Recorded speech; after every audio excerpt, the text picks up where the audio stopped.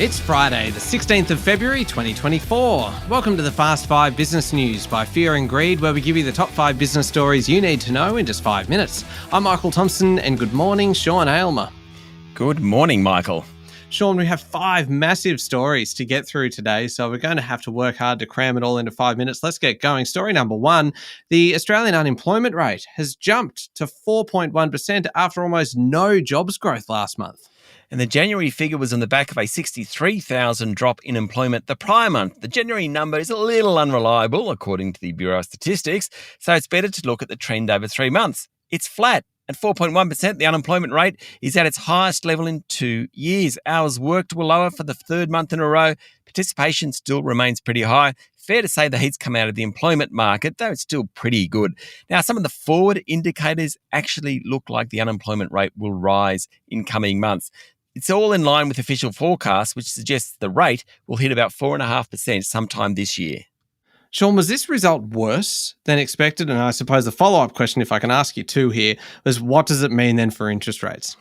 Yes, definitely worse than expected. The consensus was for some jobs growth and an unemployment rate of about 4%. We need to put what's happening in the labour market in context. The COVID period has been the best sustained period of jobs growth since records began in 1978.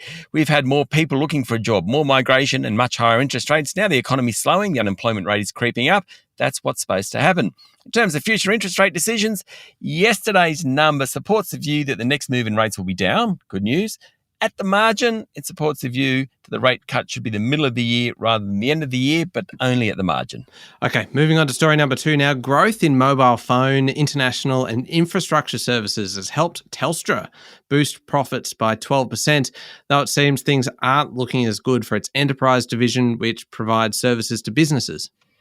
Telstra's share price fell more than 3% after it delivered a December half-year profit of $1 billion, but lowered its full-year guidance. Now, the company lifted its interim dividend to 9 cents per share, meaning the telco is now yielding about 4.5%, which is all important to the more than 1 million shareholders. It's higher than some other popular dividend stocks, such as the Commonwealth Bank, but lower than others like Westpac and National Australia Bank. Telstra added 344,000 new retail and wholesale mobile users to its network. That was the good news.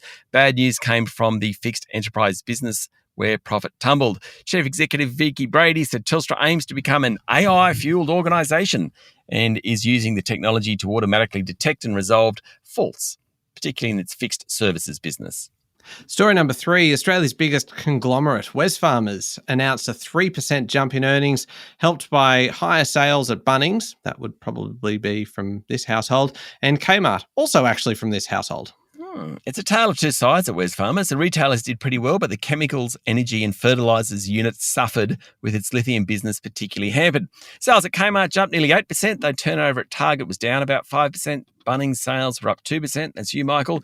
Chief Executive Rob Scott said while inflation had slowed, consumers were still feeling the impacts of higher rates and cost of living pressures. He expects them to keep looking for value when shopping. In the group's commodities business, the flood of lithium onto global markets has pushed down prices in that area. It's triggered cost-cutting in the local sector. Mr. Scott says he wants to hold out and hopes that the tightening of supply of lithium will eventually lead to a bounce back in prices. Better return for shareholders. He said globally EV sales, electric vehicle sales are still strong. Therefore, investing in the sector still remains compelling. Wesfarmers' share price jumped 5% yesterday. How about this one? Story number 4, Sean, a Japanese semiconductor company is going to acquire Altium for $9.1 billion in cash. This is one of the largest software deals in Australian history. The board of Altium unanimously endorsed the bid by Renesas Electronics to buy the electronics design software company at a 34% premium to Altium's last closing price on Wednesday. It's about 31% higher than it's ever been. That is quite the premium. By the time the deal closes in the second half of this year, it will be 3 years since Altium rejected a bid from a US company for about half that price. Good decision back then. Based in San Diego and ASX listed, Altium sells software to help people design printed circuit boards used in electronic devices, as well as a search engine for electrical components called Octopart. Altium's share price jumped nearly 30% yesterday.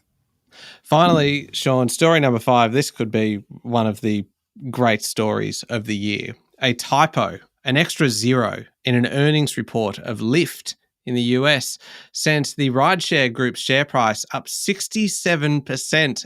And when it was discovered, get this, the chief executive's response was pretty much, well, my bad. The typo came when the group said it expected its earnings margin, so its profit margin, to jump by 500 basis points. It meant to say 50 basis points, and the error sent shares soaring, added about $2.8 billion to the market cap. Chief Executive David Rish's response wasn't exactly what the market wanted, and I quote some of his better lines. First of all, it's on me. That was a bad error, but it was 1-0 in a press release. It's not quite true because it appeared in a number of other documents. He went on to say it shouldn't take away from Lyft's butt-kicking performance. And I'm quoting him there. The share price tumbled immediately after the error was corrected. All right, there we go. The top 5 business stories in 5 minutes. Thank you, Sean.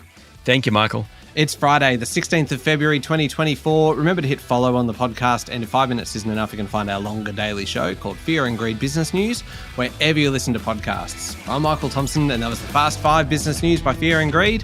Have a great day.